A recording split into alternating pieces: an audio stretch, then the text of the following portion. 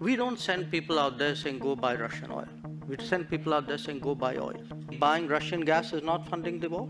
I think I'm entitled to have my own side. I'm entitled to weigh my own interests, make my own choices. Europe has to grow out of the mindset that Europe's problems are the world's problems.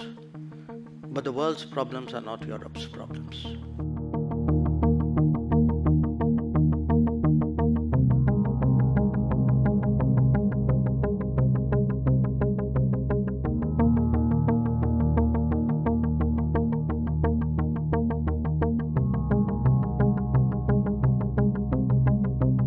In terms of our oil purchases, we don't send people out there saying, go buy Russian oil.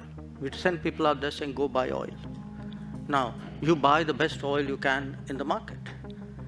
So I don't think I would attach a political messaging to that. West seems to be quite vociferous in trying to curtail funding for the war in Ukraine, whereas by purchasing this oil for national interest, India is being asked, are you funding this war? So, look, I mean, I don't want to sound argumentative, but then tell me if buying Russian gas is not funding the war? I mean, why is it's only Indian money and oil coming to India which funds, but it's not gas coming to Europe which funds? I mean, look, somewhere, I mean, let's be a little even-handed out here.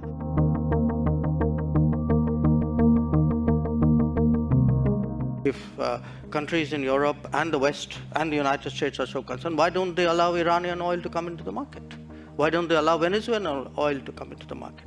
I mean, they've squeezed every other source of oil we have and then say, okay, guys, you must not go into the market and get the best deal for your people. I don't think that's a very fair approach.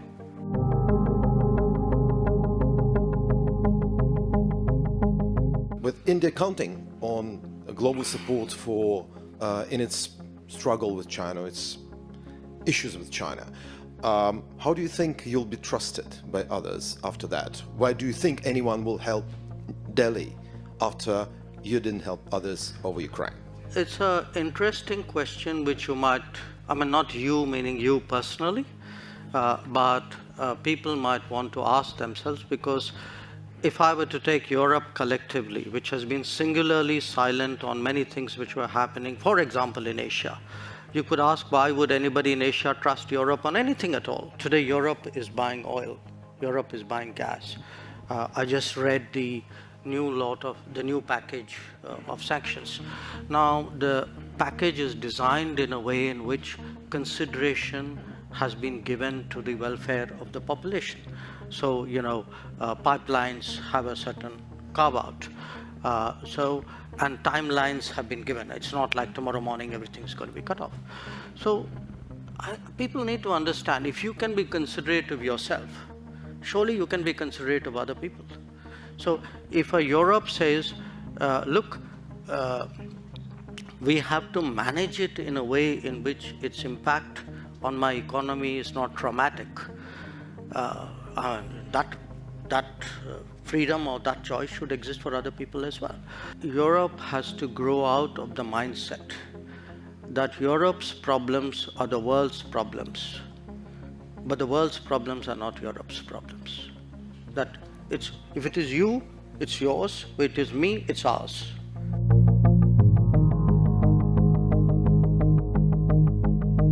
There is a linkage today which is being made. You know, a linkage between China and India and what's happening in Ukraine.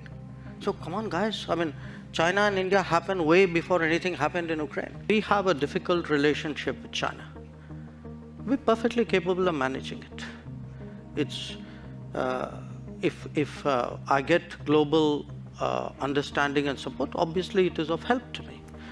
But this idea that I do a transaction, that I come in one conflict because it will help me in conflict too, that's not how the world works. So a lot of our problems in China have nothing to do with Ukraine, have nothing to do with Russia. They predate it.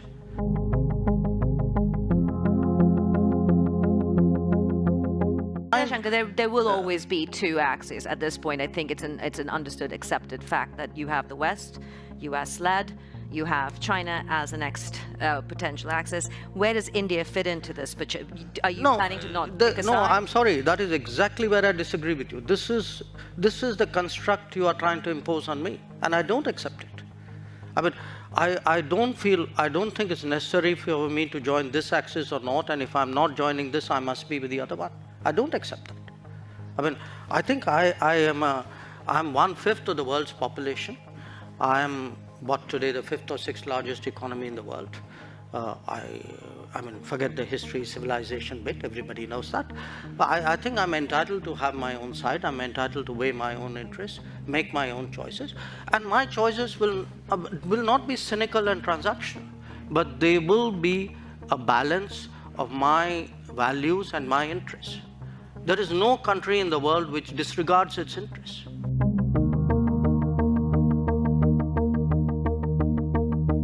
The wheat was actually being stocked for being traded. So in a way, our goodwill was being used for speculation. So we had to do something to stop that, because it was also impacting us at home. Our prices were going up. So I want to be very clear what we have done.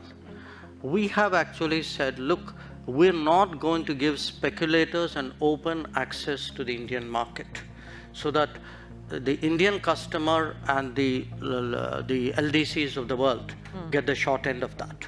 Yeah. And preventing a diversion to high-income countries with a greater possibility to buy, because what we saw happen with the vaccines, we don't want to see happen with the wheat, which was the rich people got vaccinated and the poor were left to God and